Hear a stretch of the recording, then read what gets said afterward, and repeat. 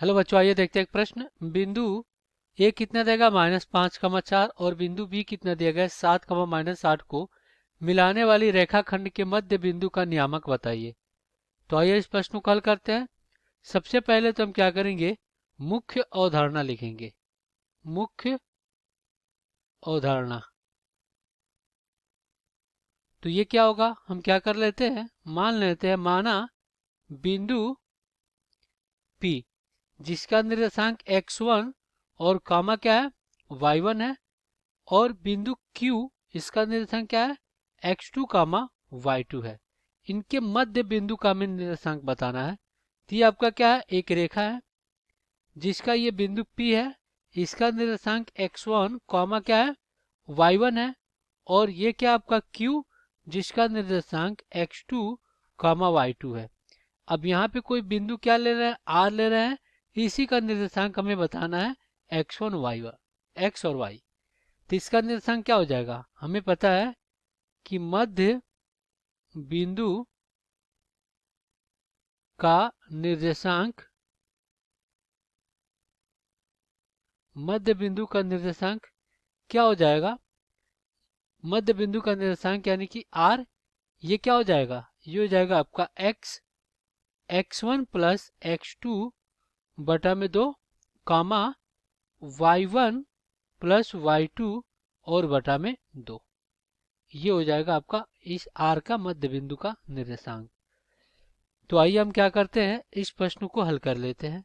तो देखिए यहाँ पे जो बिंदु दिया गया है वो क्या दिया गया है, यहाँ पे जो बिंदु A दिया गया है वो दिया गया -5,4 और B कितना दिया गया है 7, -8, यही दिया गया है।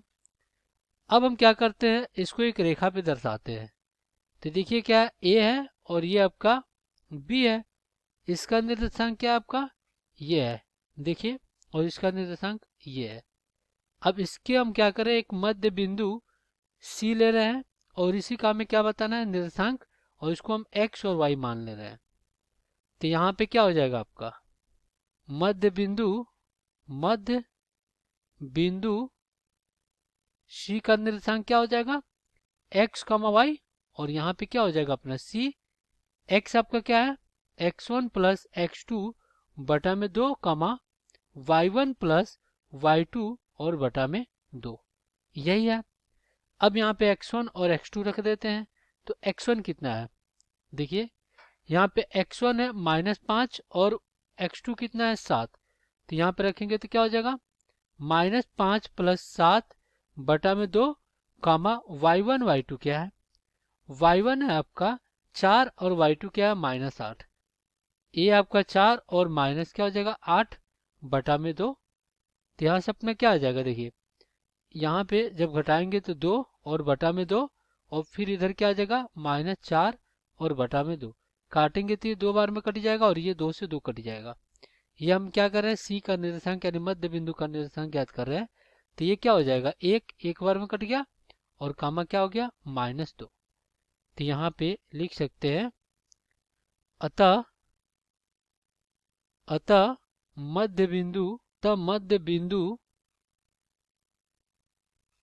का निर्देशांक C कितना आ गया, ये आ गया आपका 1, -2। तो यही क्या हो जाएगा, आपका उत्तर हो जाएगा। आशा करते हैं बच्चों ये प्रश्न आपको समझ में आया होगा। धन्यवाद।